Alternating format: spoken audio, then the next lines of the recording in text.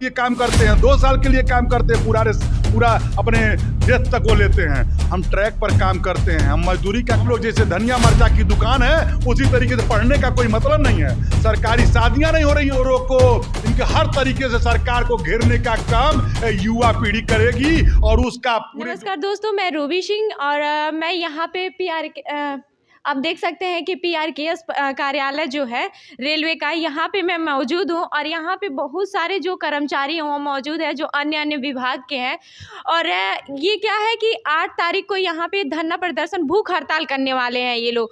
तो आइए इनसे बात करते हैं और जानने की कोशिश करते हैं कि क्या कहते हैं, ये क्या कहेंगे। सर, पुरानी पेंशन को लेके ये लोग भूख हड़ताल करने वाले हैं, तो बात करते हैं, क्या कहेंगे सर? पहले अपना नाम बता दीजिए। मैं विनोद राय, पूर्वोत्तर रेलवे कर्मचारी संघ का महामंत्री, वर्किंग कमेटी मेंबर NFIR नई दिल्ली, NGCA गोरखपुर का संयोजक हूं। और पुरानी पेंशन बहाली के लिए हम लोग भूख हड़ताल कर रहे हैं। 8 से 11 तक हमारे NGCA के जो निर्देश मिले हैं, डॉक्टर एम राघवैया ने निर्देश दिया है, उसके तत्वाधान में हम लोग विभिन्न जगहों पर, मंडलों पर और भी जो डिवीज़न है जैसे वाराणसी, इज्जतनगर, गोरखपुर और लखनऊ, हर जगह पर हम लोगों का कार्यक्रम भूख हड़ताल का चलेगा। महाप्रबंधक कार्यालय के समक्ष, स्टेशन पर, वर्कशॉप पर, हर जगह पर चलेगा।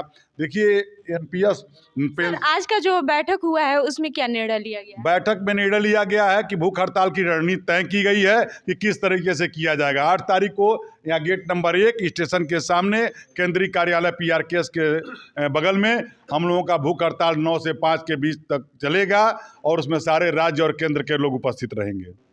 क्या कहेंगे सर, ये जो मतलब NPS है या फिर जो OPS है, उसको सरकार क्यों नहीं मान रही? इतने दिन से आप लोग बहुत सारे धरना प्रदर्शन दिए हैं, तो इसका क्या कहना है?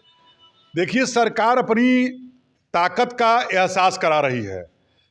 जो अपने नहीं लागू कर सकते हैं, अपने ऊपर नहीं लागू कर सकते हैं कि हमको नमक खाने से BP बढ़ जाएगा, चीनी खाने से शुगर बढ़ जाएगा, अपने परहेज पर हैं और दूसरे को ऐसा चीज खिला रहे हैं कि जो मर जाएं, डेथ कर जाएं।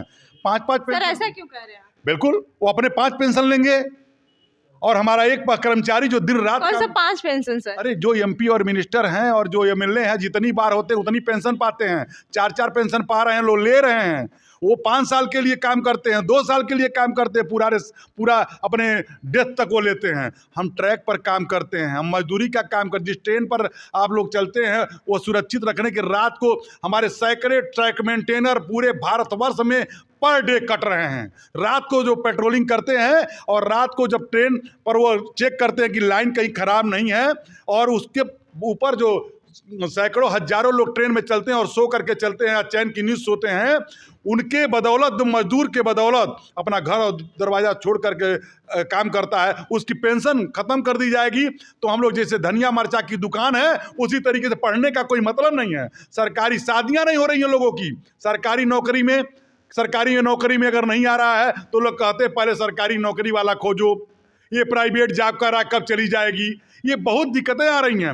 हर बाप चाहता कि हमारे बच्ची की शादी एक सरकारी नौकर से हो कि सुरक्षित रहेगा। आज तो ये जो धनिया मर्चा और चाट की दुकान की तरह से हो गया है। MA, BA, B.Ed और B.Tech कर के, M.Tech कर करके लोग आज सरकारी नौकरियों में नहीं पा रहे हैं और जो पा गए हैं उनको पेंशन नहीं दिया जा रहा। उनका परिवार कैसे चलेगा?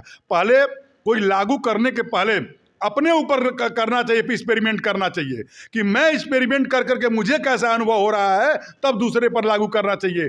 भारत सरकार जिनके बदौलत पर सरकार बनी है वो अपने ऊपर पहले लागू करके देखे, उसके बाद तब कोई काम होना चाहिए। अन्यथा इसको पुरानी पेंशन बहाल करना चाहिए, नहीं तो हम लोग बर्दाश्त नहीं करेंगे। जिस स्तर पर लड़ाई हम लोग पहले से क्या लगता है, जिस तरह से पुरानी पेंशन अभी तक बहाल नहीं की है, 2024 में जो चुनाव आने वाले हैं तब तक हो जाएगा?